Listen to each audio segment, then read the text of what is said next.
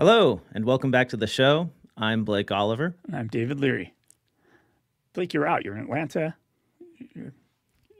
What were you doing? Lollygagging? I don't know. Traveling? Yeah, I've been cutting back on my travel, but I decided to go out to Atlanta to the Digital Deep Dive Summit.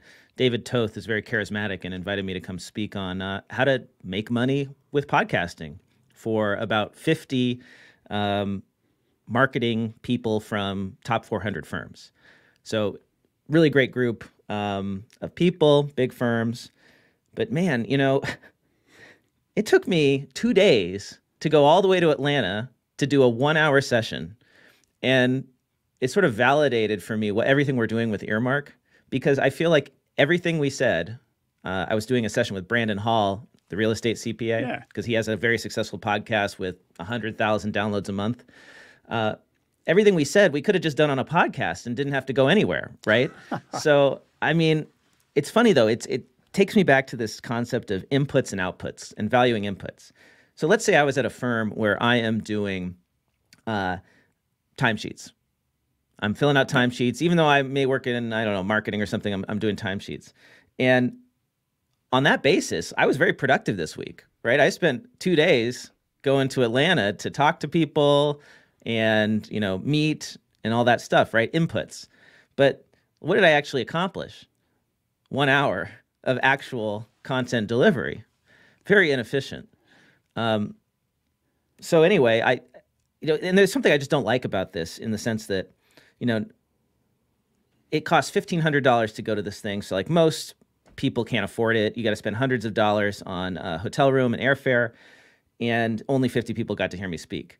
And I don't like that, that it's so exclusive, right? Like everybody should get this knowledge. So I recorded the session with my voice memo app on my phone, and I'm going to turn it into a series of posts. So follow me on LinkedIn if you want to get the takeaways, how to make a podcast that generates revenue. I'm going to share all the secrets for everyone who couldn't make it. You could turn it into a webinar, and we can run on Earmark's webinars. That's right. That's right. So many options, what you could do with this to reach millions. Well, while I was in Atlanta, there was news.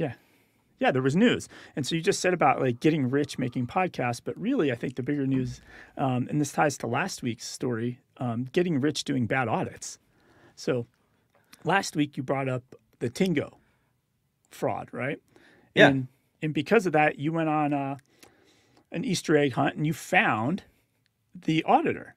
And you clicked through, and it was a firm in Colorado, and you went to the About Me page or the Meet the Team page, and there was one person at the firm. Yeah, one CPA firm did the audit for a multi-billion-dollar company, and it turned out to be a fraud.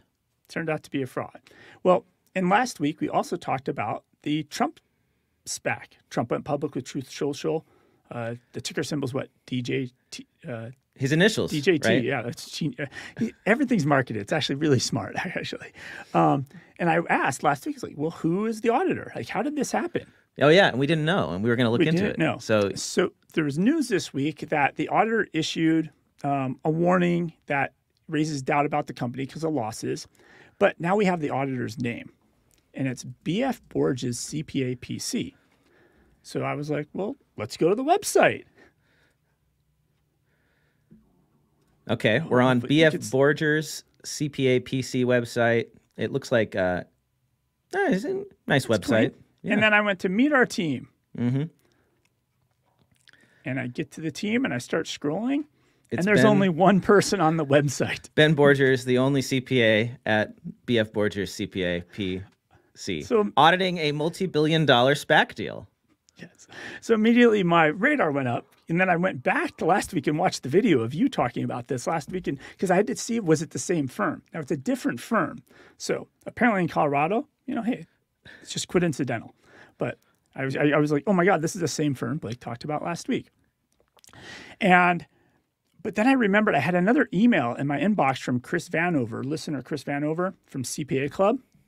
And he actually sent us an email about the auditor, and he created a whole YouTube video about this. Well, I bring that YouTube video. Give me a second.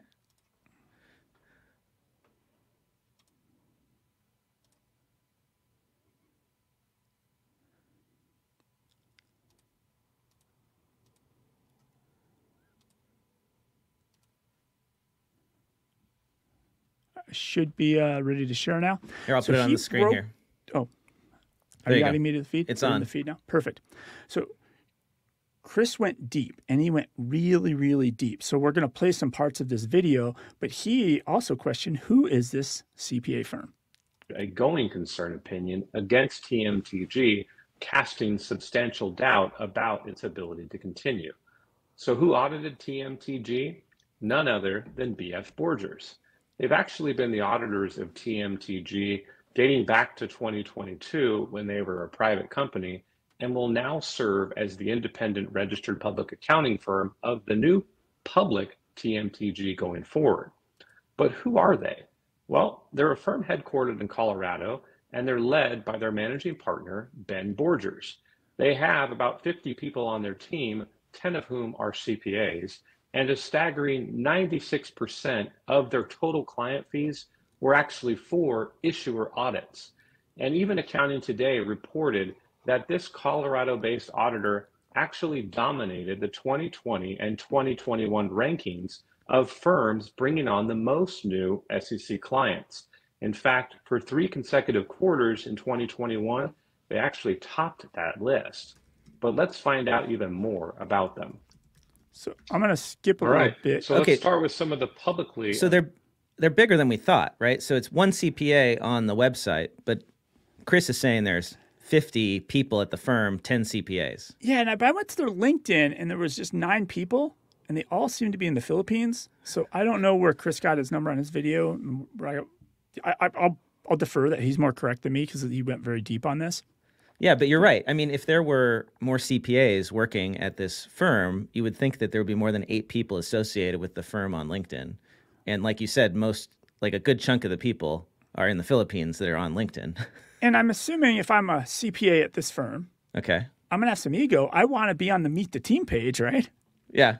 It's very questionable. It's very questionable. So I'm going to skip where he talks about all the things on the website about they have high quality standards, et cetera, et cetera. And I'm going to skip to 321.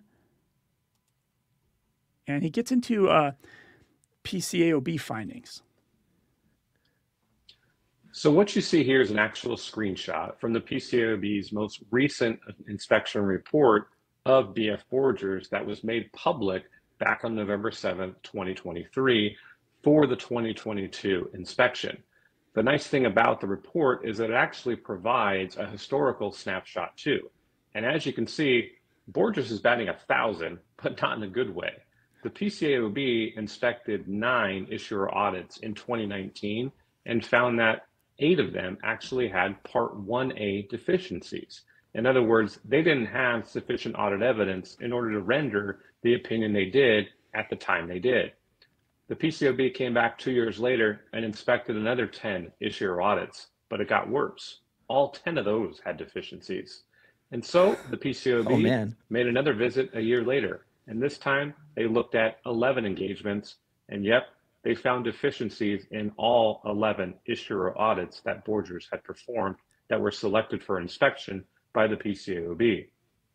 But that's just the And these are Part 1A deficiencies, which we cannot understate how bad that is. That means that the auditor did not collect sufficient evidence to issue the opinion that they issued at the time they did. Like, you didn't collect enough evidence. Yes. Should not have issued the opinion. And he goes into the details for the next 7 minutes because all this is public on the PCAOB website. And so he goes into all the detail and all that. I'm going to skip all that for the show, but everybody should go and watch that. Skip to the 9-minute mark here. Thrilling facts revealed by the PCAOB in its publicly available expanded inspection report of BF Borgers. But our friends north of the border and the U.S. equivalent of the PCAOB up in Canada, the Canadian Public Accountability Board, actually took it a step further back in January of this year.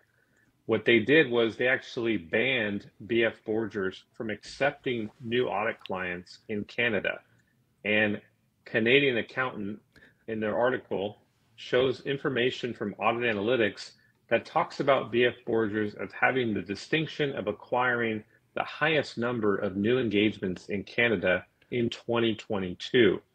And they also talk down below, in addition to the ban, which includes public companies and any existing private company audit client seeking to become a reporting issuer through initial public offering, reverse takeover, the firm is prohibited from assigning an unidentified partner A to Canadian engagements. So if I'm understanding correctly, going the public through a reverse merger, it's basically a SPAC, right? Yeah, Okay. that's a SPAC. So they got banned from Canada from doing SPACs. And now we'll skip a little bit more, and it gets really into this Form 3 alert.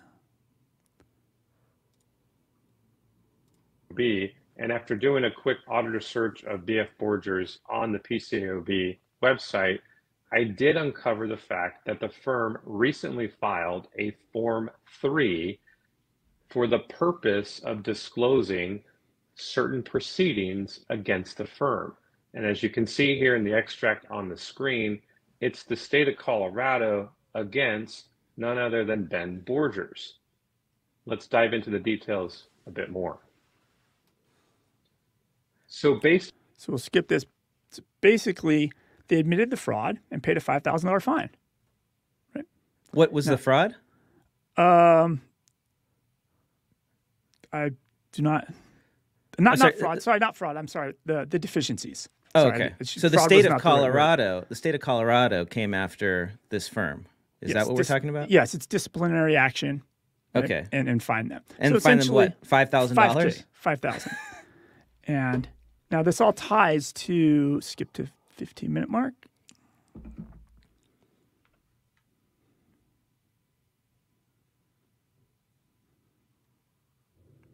You're on 14. Yeah, it's strange. The video thumbnails it's showing as I forward don't match the timestamp. So maybe I fat-fingered something. It's really a 13, not 15. Counted the number of Form APs they've filed since January 1st, 2023, and counted nearly 200. And guess what?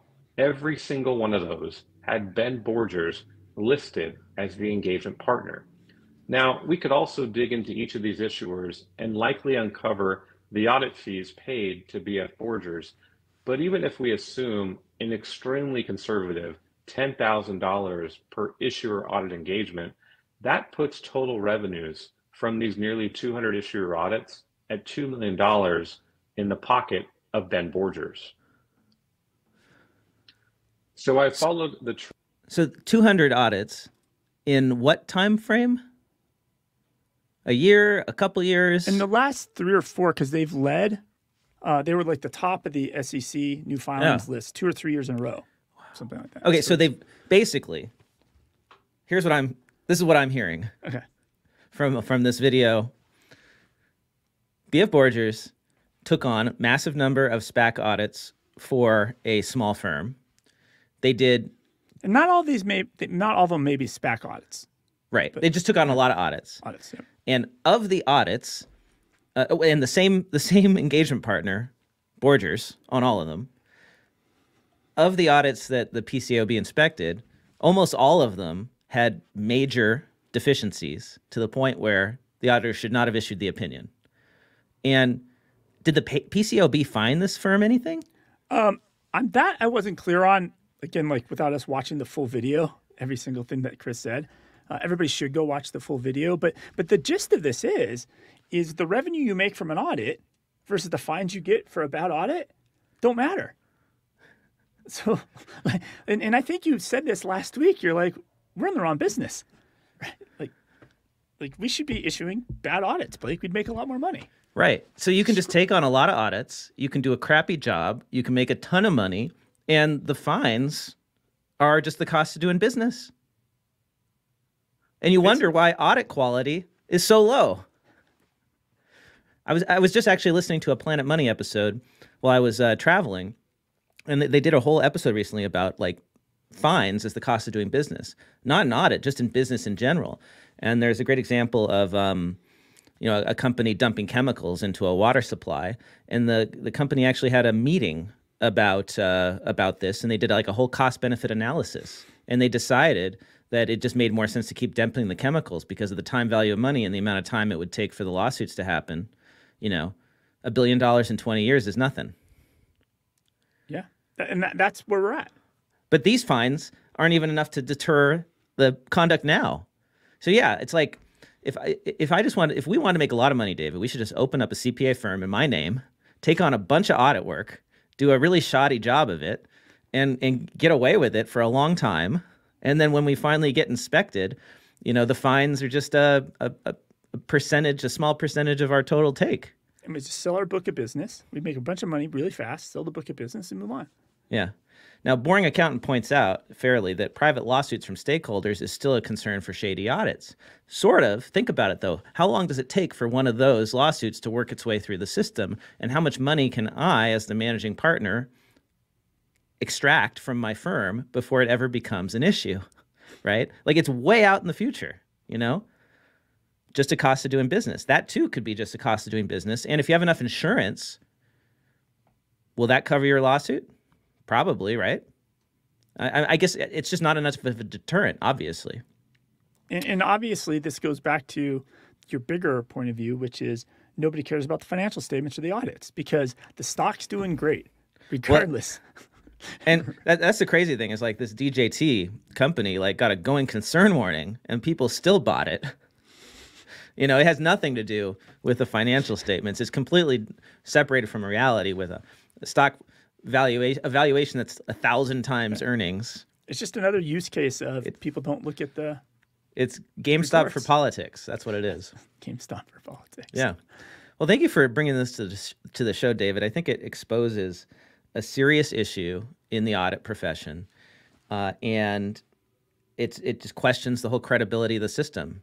If bad actors can just go get an audit from any Joe Schmo auditor, and that person, doesn't suffer any consequences, how do you protect investors? The fraudster is just going to go get audits from silly little audit firms, which puts the whole concept at risk.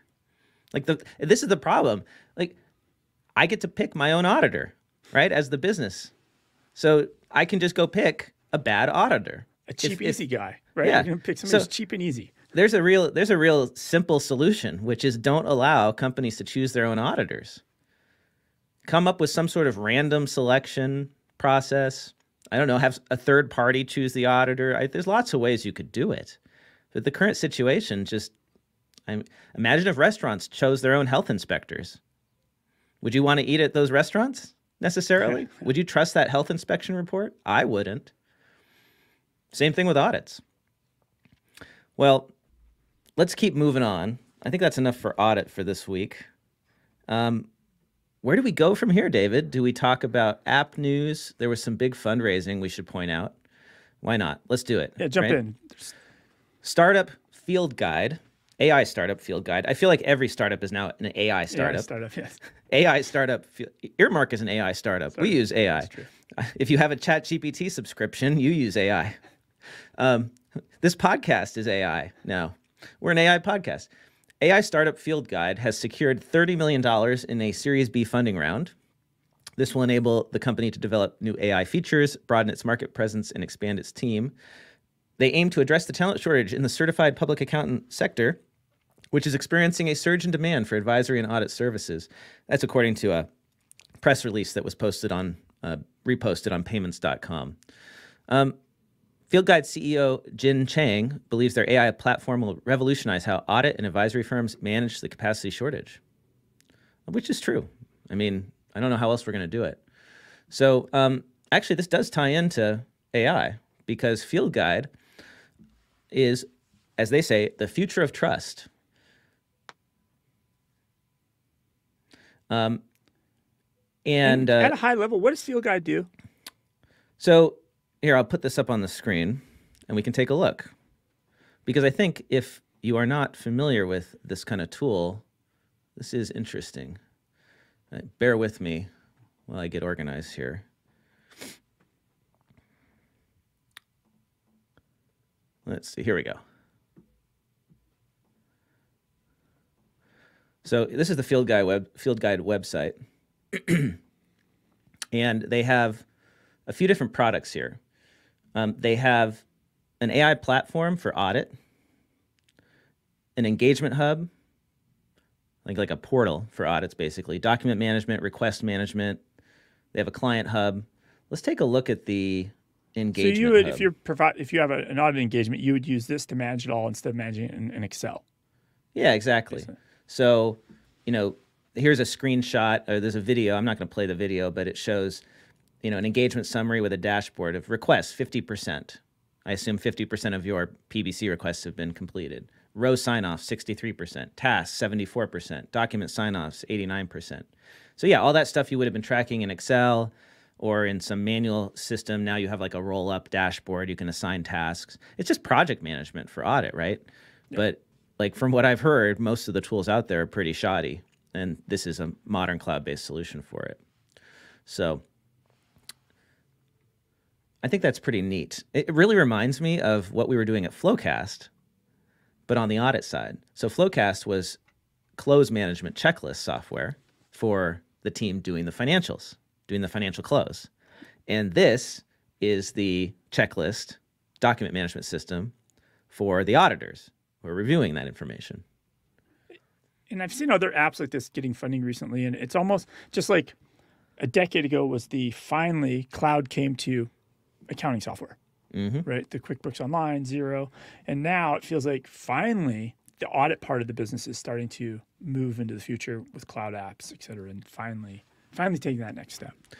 There was another funding round over the last week or two. FundGuard, an AI-powered accounting platform for asset managers, secured a $100 million Series C funding round. Key One Capital, Euclidean Capital, and funds managed by Hamilton Lane participated in the round. So asset management is another one of those things that has been historically done in software, or not in software, in Excel sheets, right? And this way, you can manage it in a cloud-based system. So, what kind of assets, though, are we talking about? I'm curious. Let's take a look at the website here. All-in-one, ABOR, IBAR, and NAV contingency solutions. I have no idea what that is. Let's see. Let's look at the products here. Platform. Investment accounting. Real-time knowledge date historical access. Multi-book with single fund/trade. Man, maybe somebody needs to consult with them on translating this into plain English, or maybe this is just too niche for me. I mean, yeah, it might be really niche. Like, I think is it for brokerage houses? Like, well, it's investments, I guess. So, like, let's say if you have a bunch of investments you have to track for your company, right? You got to report all that at the right value on the balance sheet. You could do this with this tool. And then I'm assuming it plugs into and it syncs to your accounting systems. Yeah. Yeah. So you've got multi-book capabilities. You track all your trading. Interesting. What do you got, David? What's new for you? I wasn't going to do this, but since we jumped into app news, BotKeeper. So you remember BotKeeper? Yes. we have How do I remember BotKeeper? History with BotKeeper on the olden days of the Cloud Accounting Podcast. Almost year one, I think. It was early days of the Cloud Accounting Podcast. Yes. And at the time... do you want to give the background of I how... think I'm going to try and summarize it in a 2-sentence thing. At the time, it was discovered, either BotKeeper emailed accountants to inform them, or an accountant discovered it. But apparently, BotKeeper, which really played up that they had robots and AI doing all the work. So this is pre-COVID. So we're going back 2018, 2019. Somewhere in there. So pre-ChatGPT type tools, obviously. And it was discovered that they were actually outsourcing a lot of the work to the Philippines.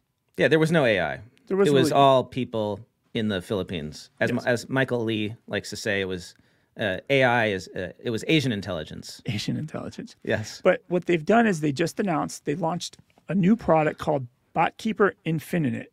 I'm not saying the word right. I'm mumbling that. Say it for me. Infinite? Infinite. BotKeeper Infinite. And it provides firms options to do automated bookkeeping and back office accounting without the need for outsourcing. So BotKeeper, I'll see it when I'll believe it when I see it. they wanted to build 6 years ago. It sounds like it's here now, finally. Well, and now it's totally possible. So that's great. Good for them. They did it. It's proof that if you know, fake it till you make it is a mantra in the startup world. And I guess they did it. Well, in a way, you're right. This could wind up being a very successful story because the whole time they identified the problem, which is people don't have enough bandwidth to do the work. Right. And they just hacked is the wrong word or fake it. No, I think it's true. They hacked the solution. Yeah. And this is actually a really common way to build a product in Silicon Valley is you identify the problem and you build a solution that doesn't use much tech at all. You build a super low tech solution that's just people copying and pasting. And then once you get that working and you get people buying that, then you invest all the money to automate it. Yeah. We're actually doing that right now with some of the stuff we're working on, David. I got a lot of copy paste going on with ChatGPT. At Intuit, when I built View My Paycheck, the very first, I literally just hard coded the graphs and hard coded the pay stubs into a website and said, "Here, show this to your employees." Yep. And then the first customer to update their payroll, they sent us a CD. Like we had no pipes connection. They sent us their backup, and then we took the CD and then we added their payroll data that way. But yeah, so you kind of have to fake it a little bit, which is smart because they don't spend a bunch of money on a product that may not get Exactly. Yeah, like because you don't know if it has product market fit yet. So don't spend a bunch of money building something that you don't know people want to buy. Yeah, funny story. Giraffe, the very first version of the FP&A platform, Giraffe, where I worked, was an Excel model. And the front end for Giraffe was simply a form. And you would enter your information, like to update the model, right? And then it would go to like the founders who would then copy and paste your stuff into the Excel model, run the model, and then put the output into a form that delivered you the output. It was literally human-powered financial planning and analysis. And then they went and they built the multidimensional, modeling capability. But a lot of people don't realize this.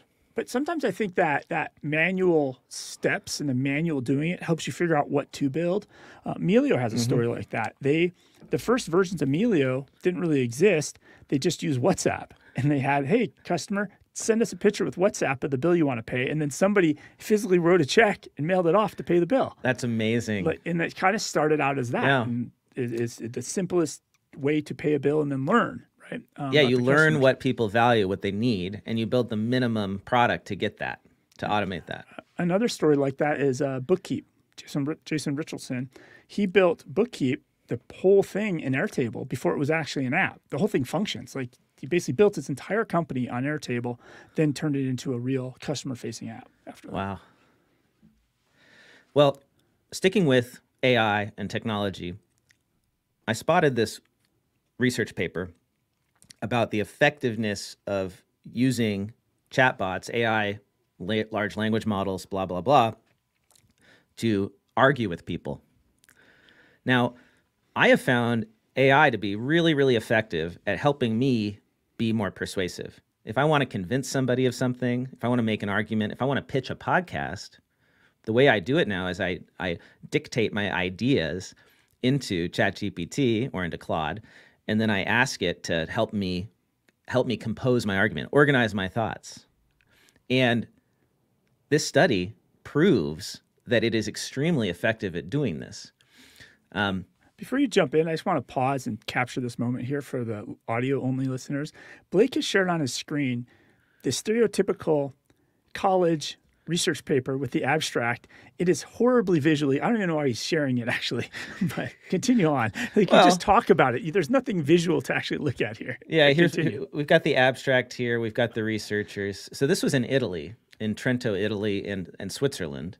We got the researchers' names: Salvi, Ribeiro, Galati, Robert West. So what these researchers did is they had humans engage in online conversations, and the humans participating in the trial didn't know if they were conversing with a human or with an AI. And AI is good enough now where you don't know, right? It's past the Turing test when it comes to chat in a lot of cases. And they would engage in these short multiple round debates. So, David, I would set you up to debate Blake, or I'd set you up to debate an AI. And in some cases, the opponent was given access to the personal information of their opponent. So the AI would be given access to some details about you, David, perhaps your LinkedIn profile or something, and the human would be as well. And what they found is that participants who debated GPT-4 with personalization, where the GPT-4 was given information about you, they were 81.7% more likely to increase agreement with their opponent's stance compared to those debating humans. So the AI can tailor its arguments to you, David, to make it more persuasive. So even if I was given this knowledge about you, I might not, as a human, may not have the skill set to utilize this knowledge about you to make my article or my argument more productive, or get you to yes. Exactly. It's tough to tailor your arguments to somebody else, right? That's a hard thing to do, but the AI is really good about it. And by the way, even when ChatGPT or GPT-4 wasn't given the personal information, it still outperformed humans. So what is the implication of this? If AI can argue more persuasively online than humans, it means, think about all those arguments that happen on Facebook or on Twitter or on LinkedIn. If I really want to change people's minds, if I want to persuade them of something, perhaps politically, I should be using AI to do that. And guaranteed, it's already happening. So all these bots that have been spreading misinformation on the internet, or people, are now going to be even more successful at doing that, especially if they have personal information about you. So think about... Man, I'm in trouble. My LinkedIn inbox... Oh, I'm gonna be in trouble, Blake. I'm gonna be buying all kinds of stuff. I'm gonna be taking meetings with people. Harvey Blevins says, "Chatbot, please help me social engineer my subscribers." That's right. Well, and this brings up, like, really important questions sort of beyond the scope of this show, but I just can't help but think about TikTok, for instance, has a lot of information about people based on what videos they watch and how they engage in the comments and what messages they send. So if you're the Chinese government and you have all this information about Americans, you could use that information to then persuade them to take certain action online. It's like the next generation of propaganda is personalized propaganda. Very interesting. I mean, you could do it in this country as well, but it's even more frightening when you think about a foreign actor doing it. Because TikTok knows I watch a lot of videos about tight hips and low back pain, and it could target me politically, but then pull in, like, I don't know, you're having some pain. Like, maybe you should get universal medical care. Right. I see. Right. So pulling this back, though, to like our daily lives as accountants, as business people, how could you use this to your advantage? Well, the next time you need to make a business case for something, this is why you should be using AI to help make your arguments more persuasive. And the thing to do is not just give it what you want to say, to ask it, how could I improve my arguments? And then also give it information about the people who you are arguing to, who you need to persuade, because it will help you tailor your pitch to them. So you need to raise money, right? Give it information about the VC funds that you are raising money from. I mean, you should always tell your argument or your presentation to the person you're talking to, right? And this will help you do that. Let's say you need to make an argument to get a new ERP system in your company. Give it information about your company's goals. Give it information about, the CEO who's going to make this decision, perhaps. Did it get into personal data, or like, hey, here's the family situation, here's the hobbies, here's the favorite movie? What kind of information? That kind of data, yeah. I did not dig into exactly what sort of personal information they were given. But from my own experience, I can tell you that whenever I'm trying to get an output from AI, I give it as much context as I can. And I think this is where people kind of screw up, and why they don't get good outputs is because they don't give the AI enough information. So I tell it who I am and what my goals are and what my objectives are before I say, do this for me. It's the same with humans, right? If you give humans context when you ask them to do a task, they tend to perform better. and the AI is the same way. Juan, welcome to the live stream. Juan says, great podcast. Just started listening on Spotify on March 23rd. Great to have you. Welcome to the club. You don't have to go back and listen to all 378 prior episodes. But if you want to download them all, we love getting our numbers boosted. That really helps. So subscribe, listen and subscribe on all platforms. And thanks to everyone who has joined the live stream. You can chat with us. Let us know what is top of mind for you, what you think about any of these stories. And if you're listening on the podcast feed, do subscribe to us on YouTube. You can see when we go live and join us and hang out with us. Giles is also listening. Giles says, listening in from Devon, England today. What better after a hard day of hiking? Oh, Giles, I would love to go hiking in England. I've watched plenty of YouTube videos about the trails that just go all over the place. And like there's this rule, I understand there's this rule in the UK where it's illegal to block access to trails through private property. Like, so you can basically hike everywhere. The property owners have to let you go through. And I think that's such a cool thing. It sort of reminds me of how in California, there's no private ownership of beaches. And so while you can kind of play tricks to try to get people not to go to your beach, like if you get onto the beach as a hiker, you can go all the way up the coast and nobody is allowed to stop you. Makes sense. I have a story that had a great headline and could turn into a niche story. So this is a story that was in Ars Technica, and the headline is beautiful. Formula One chief appalled to find team using Excel to manage 20,000 car parts. So this Formula One team is called Williams. I'm not familiar with it. They're about 47-year-old team. They've had some new leadership, and they're starting to audit their processes and systems. Because at the end of the day, seconds count, right? Yep. It's a Formula One race car. And they have this spreadsheet called the Car Build Workbook. And it has about 20,000 individual parts in there. And they track what's on order, what inventory is, all of those types of things. And it's so big and so cumbersome that they almost missed a start of a race because they had the wrong parts in the warehouse, those types of things. But apparently this isn't unique to them. There's a record in 2017 of Renault, which is that's actually an F1 racing team maybe you've heard of. I've heard of them, yeah. They had a design and build spreadsheet with 77,000 lines in it. So it was 3x bigger than the Williams spreadsheet. So there's got to be a market here for specialized software to manage car parts for Formula One. Well, they were hinting at like they need to move to cloud, ERPs, things like that. For me, though, I'm like, if you're an accountant, you're looking for a little niche, having some system expertise, you can be the F1 CPA. Like that seems like a sweet spot niche to do. I feel like you could build a fantastic Airtable that would replace this, that would do great, right? David, you've got the skills. You built everything in Airtable. Yeah, but I don't know. My dream isn't to go hang around at F1. But if you do love F1 and you're an accountant or have system skills, there's an opportunity here for sure. Well, let's talk about client accounting services. Accounting Today does their annual survey of firms. And we have seen in previous years that client accounting services, also known as outsourced accounting, is the fastest growing line of service in most accounting firms. And that was evidenced again this year. In this year's survey, approximately a quarter of the top 100 firms and over a third of all firms identified CAS as their fastest growing service.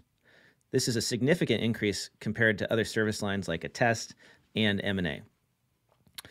The current trend indicates that CAS is becoming a core service in the profession, potentially even the primary service. I always like to say it's time for accounting to get back to accounting, right? Why are we auditors and tax professionals? I mean, nothing wrong with that. Don't get me wrong, but like you would think that public accounting firms would be doing more accounting. So we can take a look at the details in here in the time that we have left. We got a few minutes. Oh, they don't have the charts in the article. I wanted to see, what I wanted to share was the actual number. I guess I missed that. But I guess that'll be enough. It's the fastest growing service line. I have some follow-up on the, actually, before I do follow-up on the South Carolina $1.8 billion story, I have a question that I want you to clarify for me. Okay. So there was an article, an opinion piece in CFO Dive by Marta Zainwicki. It's the Vice President of State and Regulatory and Legislative Affairs at the AICPA. Essentially, it's an opinion piece that the title of the article is How Speeding the Path to CPA Licensure Hurts Finance Teams. What? And essentially, it's propaganda going after the bill in Minnesota, right? And has all the typical AICPA mobility arguments, the fear marketing, the world's going to end, that type of stuff.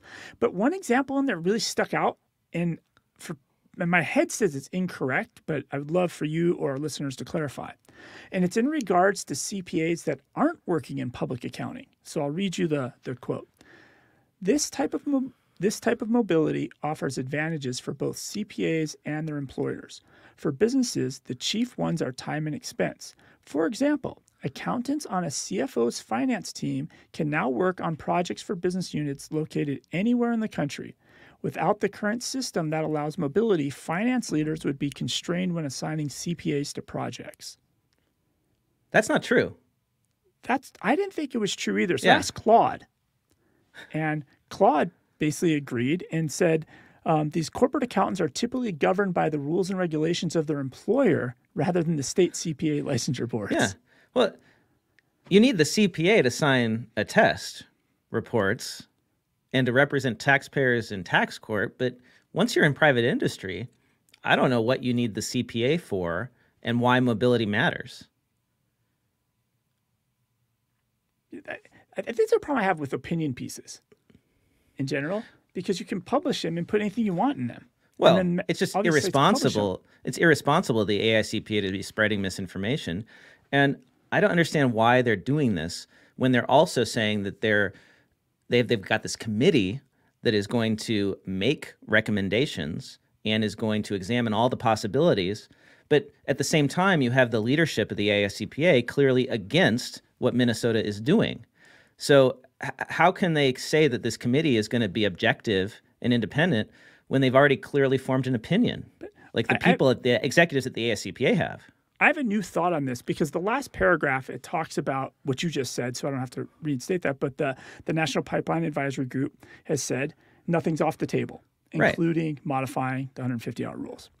And they go on to talk about, the AICPA, we believe CPA mobility is at the heart of the accounting profession, blah, blah, blah.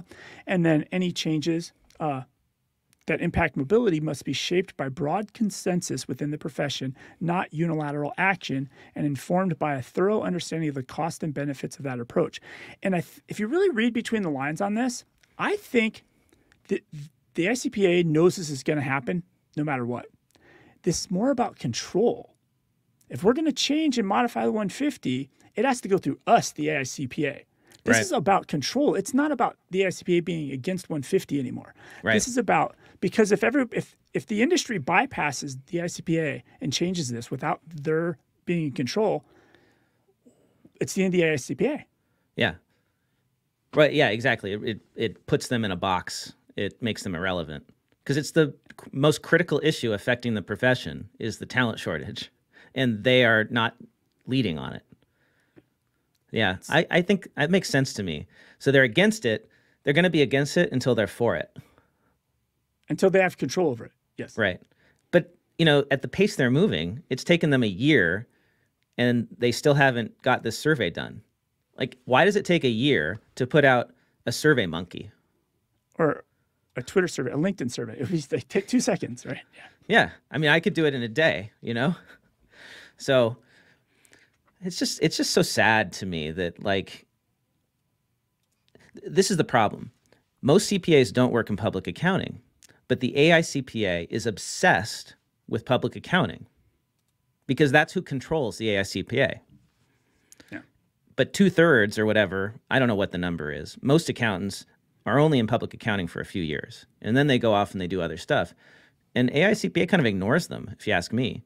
And mobility is a great example.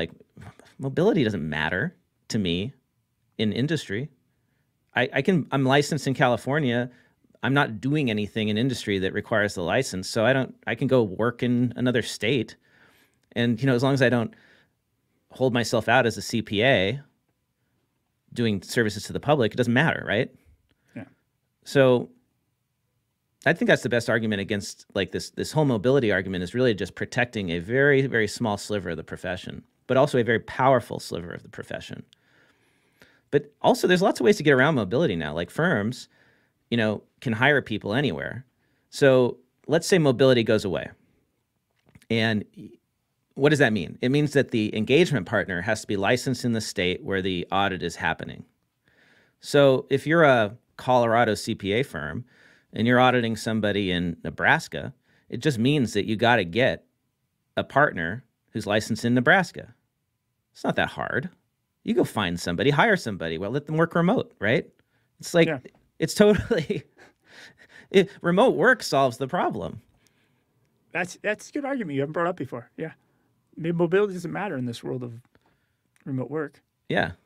And you know what? Mobility is good because it protects the CPAs in the small states and guarantees them employment, which isn't that the point of going into accounting, is to have a steady job, right? Like licenses are supposed to be beneficial to the license holders. And in a way, mobility removes that because it allows big firms in big states to come into all the smaller states and take the audit job work away and outsource it to India and the Philippines.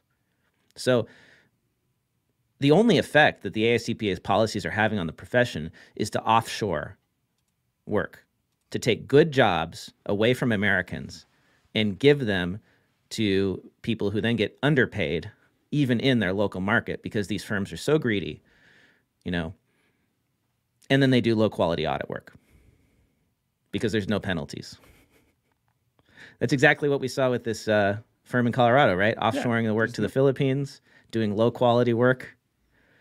And then, you know, they're checking all the boxes, right? But in the end, they're not really doing what they should be doing. I'm going to get off my soapbox now and let our listeners know that if you have any thoughts, comments on what we've said today, you want to push back, I love hearing other points of view. Email us at theaccountingpodcast@earmark.me. That's theaccountingpodcast@earmark.me. And you can earn free CPE credit for listening today. Go to earmark.app, sign up for a free account, and you can earn CPE for listening to this show and many, many other fine shows.